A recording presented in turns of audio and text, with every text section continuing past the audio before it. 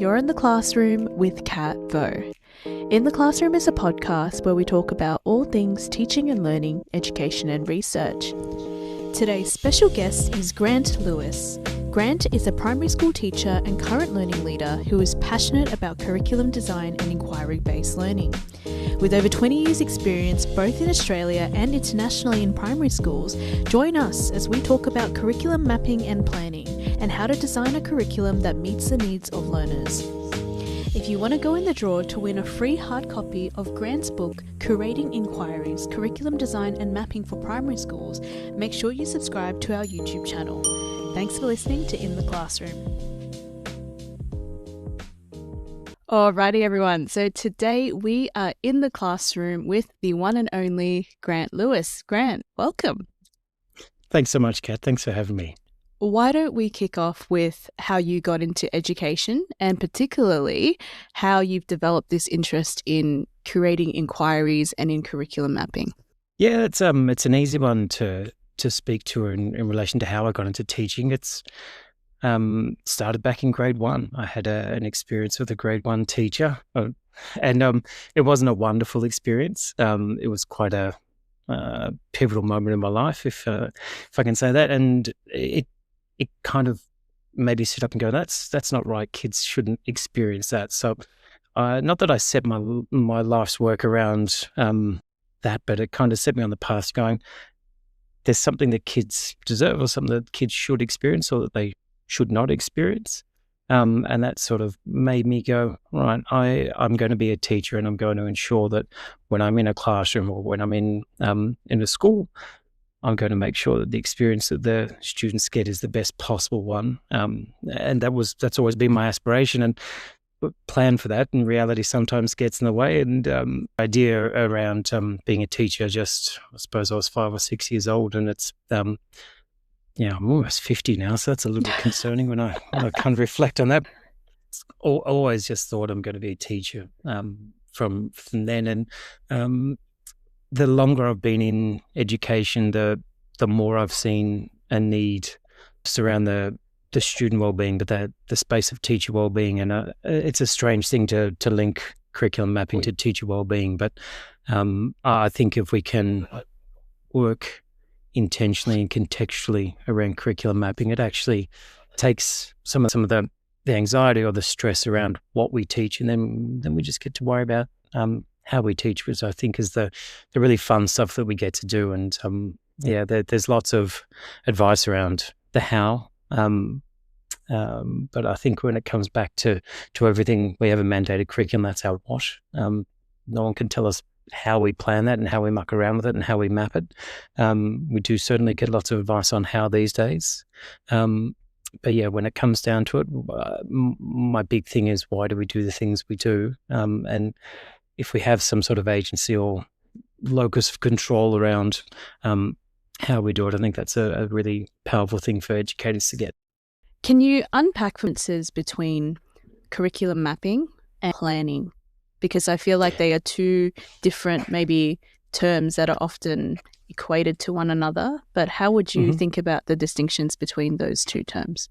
Yeah, so I think curriculum planning is in essence when we have a curriculum and we plan to it. So how am I actually going to teach that curriculum? To me, it might be an oversimplified version of curriculum planning, but that's, to me, we have a curriculum and we plan to it. For me, curriculum mapping is we have that content and we spread it out. We look at how and when we're going to teach that over the course of a year or of course of if it's one of those content areas that have a 2-year spread. And then there's an intentionality of knowing why and when we're going to do that. And then it's the next step is looking at trying to get all those disparate little millions of indicators and standards that we have in the Australian curriculum or whichever curriculum you're working with. I love to pull it apart and go, where does it fit back together, rather than just being in silos and really being segregated into specific areas. I know for people in secondary schools, they are very much, I won't say limited, but content is subject matter experts in lots of ways for secondary schools. So for my context, coming from primary school, being a general classroom teacher, we have that capacity to engage in all the content areas. So it's a term I'm kind of playing around with. You know how we have the crowded curriculum? I'm working in the space of I want to have a clouded curriculum, where if I think of the Australian curriculum as being like a pool of water, everything's down there. When it evaporates, it kind of goes up. And then when we can actually, then it condenses down into droplets. And I think that's what we can do with our curriculum. We can look at the different standards and go, well, where does this fit with that? If I'm going to be teaching science and I'm going to have procedural writing, and then I might have to have some media arts or some digital technology and design. So really looking at ways of integrating the curriculum. That's when I think of curriculum mapping, it's not just when am I doing science, but when am I doing science with what's the host domain and what are the supporting ones that are going to enable the children to make the most sense of their learning.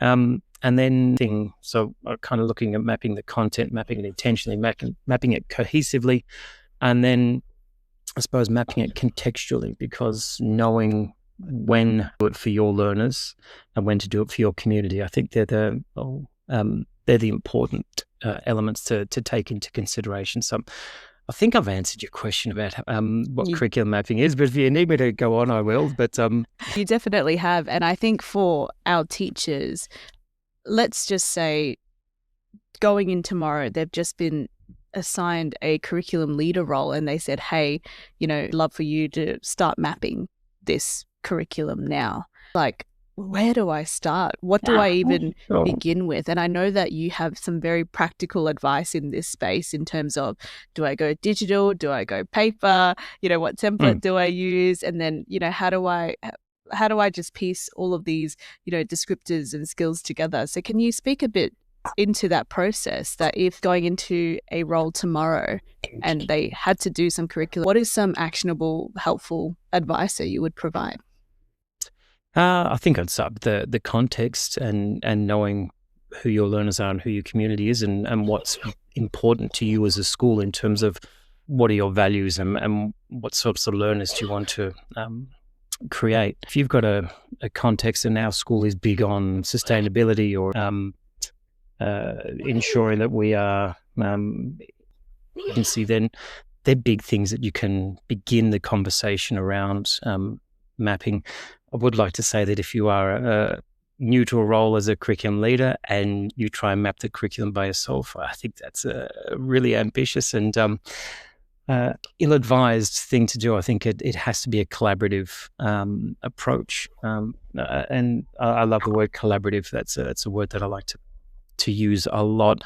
And I know Lynn Sharrett has really pulled apart the etymology of the word collaborative, where it's where we work together. And I think that's a really nice way of collaboration. So we are actually co-laboring, we are co-working together rather than just cooperating. So doing it alone will be quite the challenge. So I think establishing your school's context, and that's a broader conversation. I think that's it's not a small investment in time. I think you need to scale back and zoom out and be able to go, right, what does our school need? And that's a consultative thing with the staff, with the leadership, potentially with the parents and the students as well. But my push would be to have, what is it you're developing, you're learning, a conceptual framework that you want to align the learning to. I'm not a fan of school terms being the determining factor of when the learning starts and finishes. So if you've got a conceptual framework to develop, whether that's something like the International Baccalaureate has 6 transdisciplinary themes that they use, and that's a really nice way to map it out. But you might have some conceptual things, like I said, sustainability. You might have one on active citizenship. So you can look at other areas from the curriculum that we can start those learning standards into those conceptual frameworks. So I think that would be the best starting point to work out what your big things are. Get all your big pillars lined up, and then you can start worrying about the smaller details, which is the curriculum, which I know it says a smaller detail, but they're the smaller pieces. And then in terms of the go through is once I have those big conceptual frameworks aligned, whether it's 4, 5, so long as you work out this is what everyone in the school is going to be engaging with over that period of, then we start looking at, well, what's the process of how we actually map this curriculum. And I'm old school. I think that pen and paper or scissors and glue and blue tack are wonderful things. I think there's lots of things that can be eased by digitization, but I think when we're collaborating, I think it's easier to actually be hands-on and have those manipulatives and physically move things around. So, pardon me, I would advocate for having all the standards, chopping them up and having big pieces of butcher's paper out there, and have your conceptual framework mapped out, and then start moving those pieces of curriculum standards around and aligning them and saying, what's that going to fit with in terms of the work, and then what are the other areas of curriculum, so I can put HAS up in there and I'll shuffle health into that one. So you can do that digitally, and I think it comes down to preference. My personal preference is paper-based, because I think that lends to more people being able to actively contribute. But if digital is your jam, then go for it. What are the benefits of mapping conceptually and having a lens to apply to, cycles that we can set up and that we can group or arrange different, I guess, what have you noticed as the benefit of having a bigger framework like that versus just here's a curriculum, just check that you're aligned with it and just teach it in the term? Yeah, I think the real benefit of having a conceptual framework is if it runs all the way through yours. I think the only way I've ever seen it operate, and the only way I'd advocate for, is it's that notion of multiple exposures.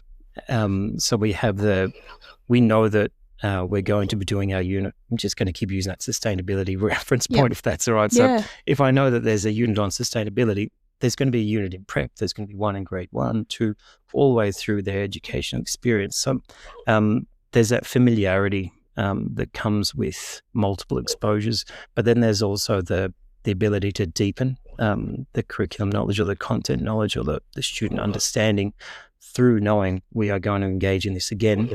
There becomes a shared language across the staff, and a shared that we are all engaging in similar things, however it's articulated differently. And I think when you articulate a curriculum across a conceptual framework, it gives rise to the possibility of having vertical and horizontal articulation of the curriculum, where I can see, if I'm teaching year 2, this is what my year looks like from start to finish. This is where all my learning's going to occur.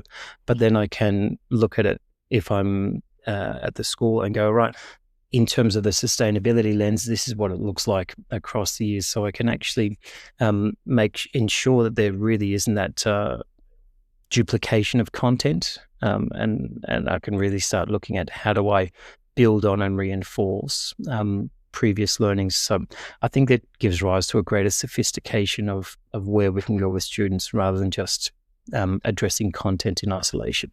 That's just very powerful. I'm sitting here thinking about all the layers of curriculum planning that teachers can get very overwhelmed in. And I think there's your whole school level plan, and then there's your unit plan, and then, conceptually trying to think through those 3 levels with a coherent framework that can tie it together in a nice way that doesn't duplicate learning, that doesn't make it repetitive for our students. We don't want to be covering the same content as last year, or the same skills that students have already built on. So speaking into that space for how mapping can really help us understand that. A pleasure.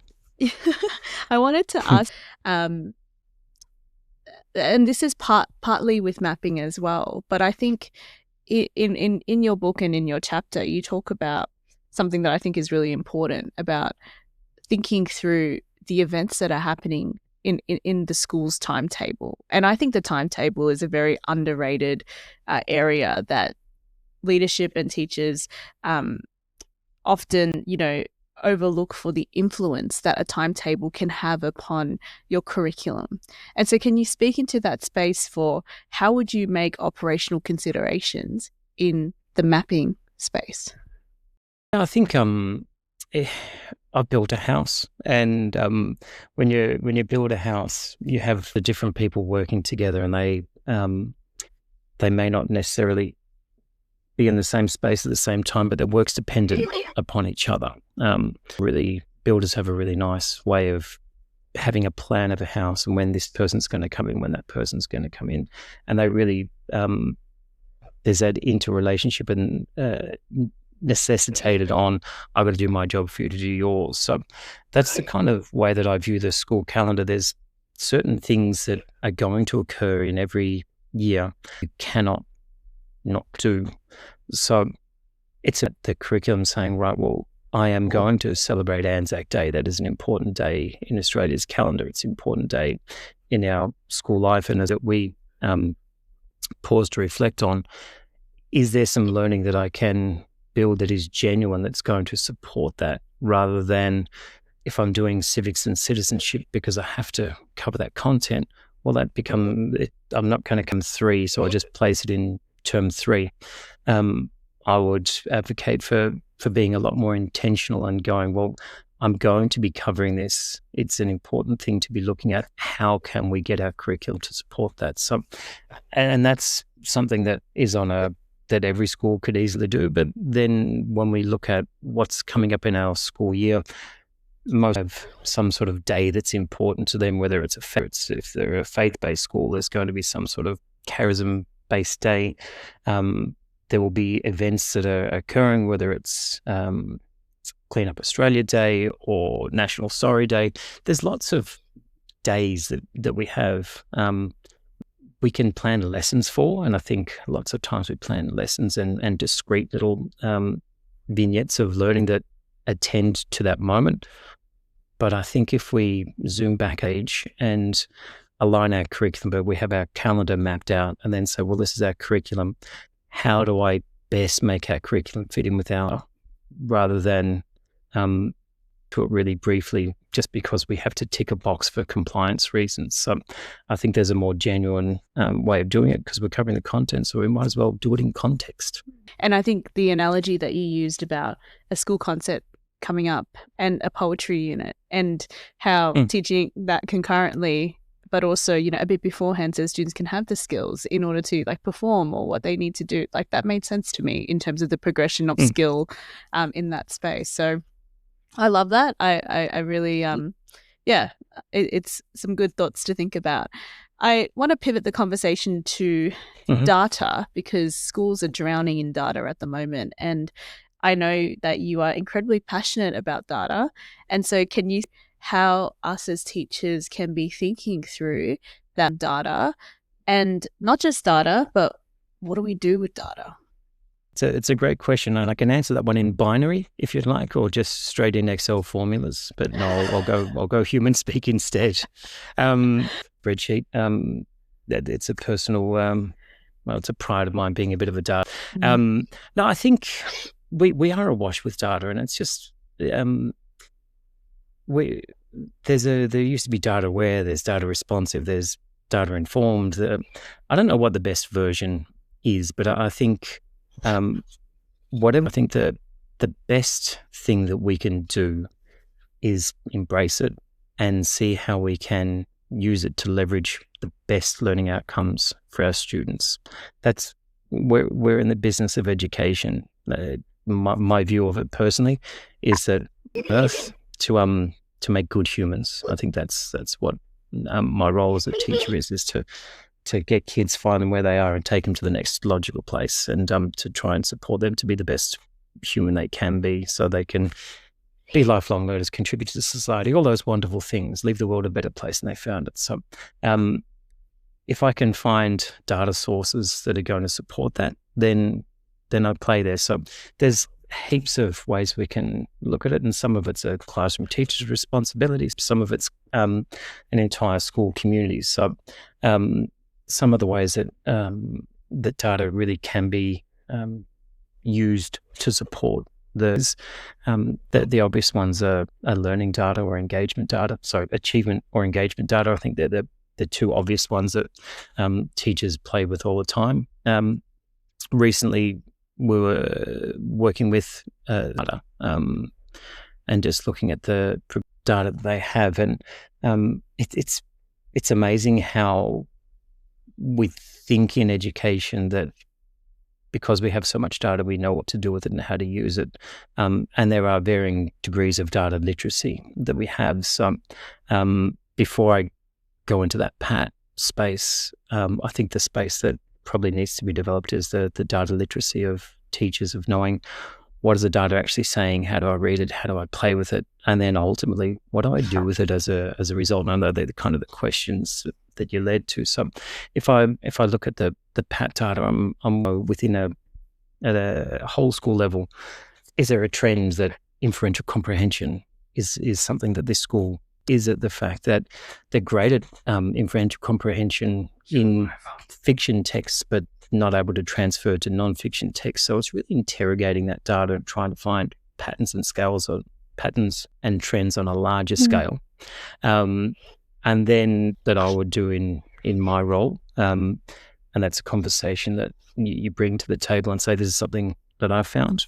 And then can really go down to cohort specific data or year level data and go, well, within year 5, what's year 5 look like? Is that true of them? What are the specific needs that are there? Go down to classroom level and say, what does your grade need in this space?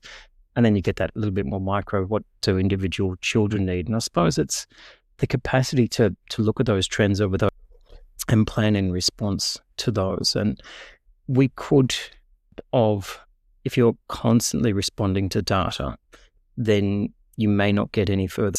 It's a really tricky space for teachers to know, when do I stop looking at data and when do I actually attend to curriculum? Because curriculum I've got to get through, and if I do a pre-test on fractions and decimals and percentages and I find out that 7 children have fallen below standard, and then I do some post-testing and I find they're still below, well, my data tells me that I've got to keep going in that space. But then the pressure of curriculum tells me that I've got to move on because I've got a unit on something else that's coming up. So it's finding that balance and just knowing that there's only finite amount of time that we can spend on certain topics, and we just do the best when we can. But then the other types of data that I'm really excited about is engagement data, and that's when through the growth coaching through Jim Knight's model, he really looks a lot at the engagement data. So that's teacher observations, but in a different way. So we're going in and observing the students' engagement and then feeding that back. That's an interesting space because sometimes we think we've got engagement, but when someone else can observe that that's a really interesting conversation to be having. So to me, they're types of data that we can play with at a classroom level. But then we have things like attendance data that really make a difference, and then attitudinal data, whether it's a tell them from me survey or a how they feel about school, whatever those particular surveys are called. There's so many ways that we can look at that and go, well, what bonds to it? And they're conversations. It has to be dialogue between many, just a couple of people sitting around a desk. And I think the data can be manipulated to tell many stories, but I think if we just look at the data and the protocol that I like to use, regardless of whatever data set it is what do I notice and what do I wonder? So I want to know initially what I notice about the data, and that just suspends judgment. It suspends anything evaluative, suspends emotions. Just I'm looking at what do you notice about them? So we're just dealing with facts, and then what do you wonder? And so I wonder why that one's that. And then that becomes the basis for those conversations where we can begin to explore what it's telling us, and then we can begin to a plan of action to ensure that data is attended to. As you were talking, you reminded me that I think the Harvard Graduate School of Education actually have a data-informed professional learning module that is free and accessible for all teachers that take teachers through that data literacy process of the what do you notice, what do you see, what do you notice, what do you wonder.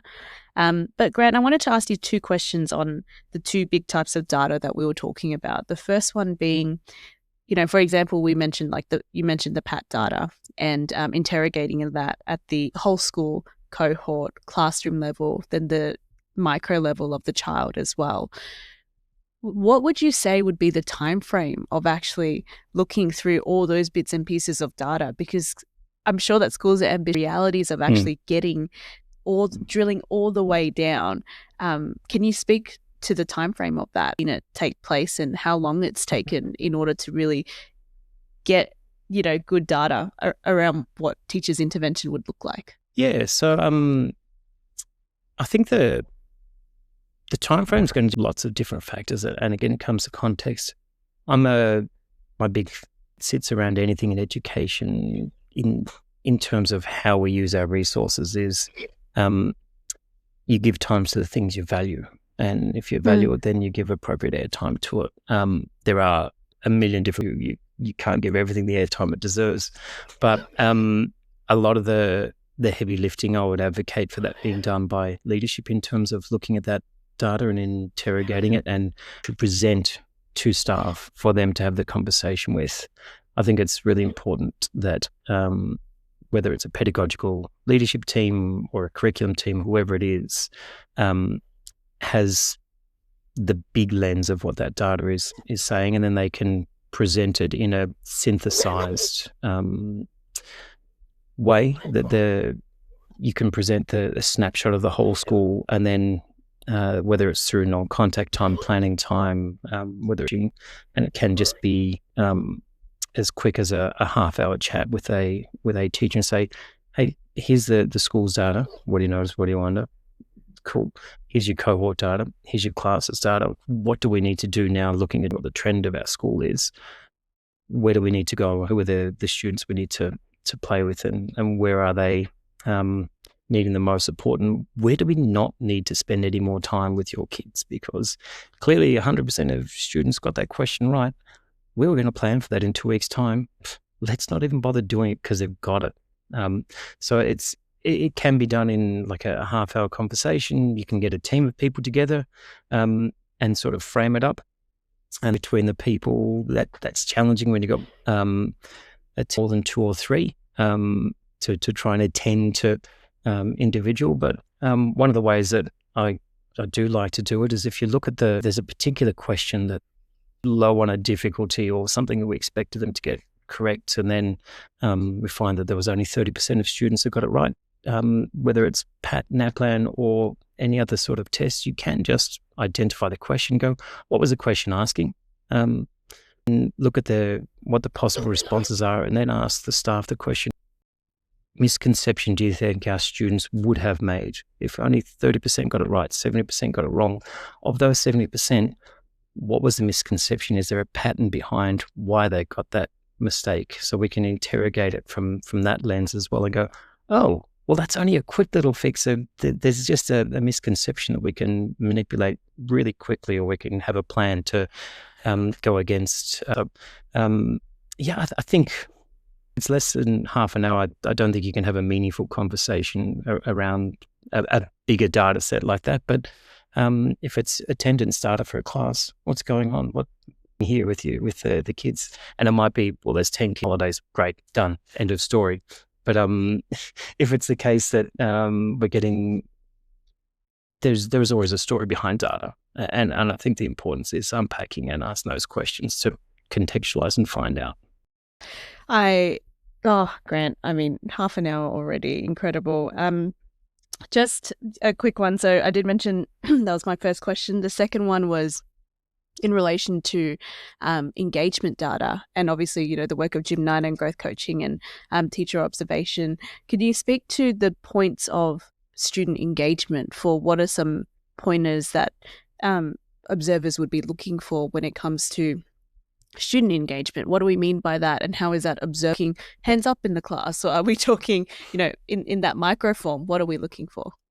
Yeah, and I think it comes down to exactly what it is that you're looking for in that time. And if you're going and doing anything that's coaching, that's going to be a conversation that I think is really important to go, right, well, if they're coaching, the teachers are I'm going to say obviously, I'm going to say hopefully, has signed up for that cohesion. It's dialogic, and it's not something that's been imposed because it's a deficit model. It's an asset model of coaching. So I'm going to assume that the teacher wants someone in there looking for something. So whatever that something is, I think that's what you focus on. So if it's, I want to make sure that my students are putting their hands up and asking lots of questions because they're a really passive group of learners. I want to build in student voice. Then that's what I'm looking for and advocate for. And I'm beginning to get a lot better at advocating for. Let's build a checklist around that. What are the things that I'm going to look for? And it's going to be looked for in what the students are doing, not what the team. If it's a matter of that they don't have stamina and they're not engaging in tasks, then that's the data that I'm looking for. That's the tools to look for. So it's a panacea where I can say this is exactly what is required. When I'm looking, it comes down to, in this class with these students, with this teacher at the front, what is it that we're looking for? And then looking just for that and then having the conversations.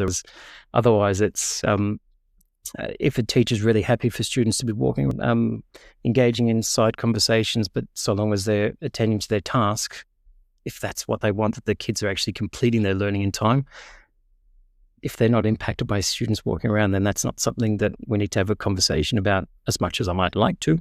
If it's working and it's not what they want feedback on, then we don't give it. To close, we've talked a lot in our conversation. We covered a lot of curriculum around data. There's lots of documentation out there now that people can just download from different companies that will give you them already. Lots of data, the companies out there that can just populate all of this data. What is your encouragement to teachers working in this space and to leaders as well to remember or be reminded they go into schools tomorrow? Two really simple things that I work on in that space. And one of them is I look at programs. So I would rather upskilling teachers rather than importing programs. And the other thing around as good as programs might be in terms of here's a pre-mapped curriculum for you. I think when you outsource the thinking, when you outsource the task, you outsource the thinking.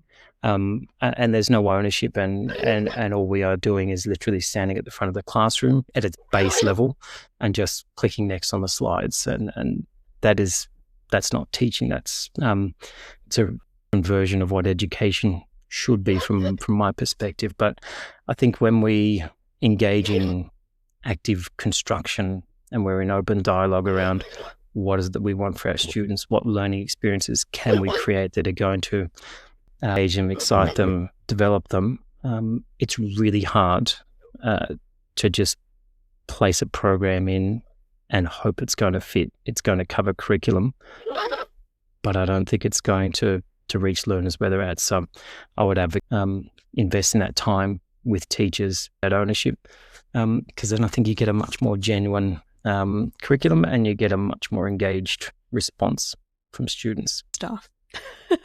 And staff, absolutely. Oh, well, thank you so much, Grant, for sharing your insights and expertise with us today. Absolute pleasure. Thanks for having me, Kath.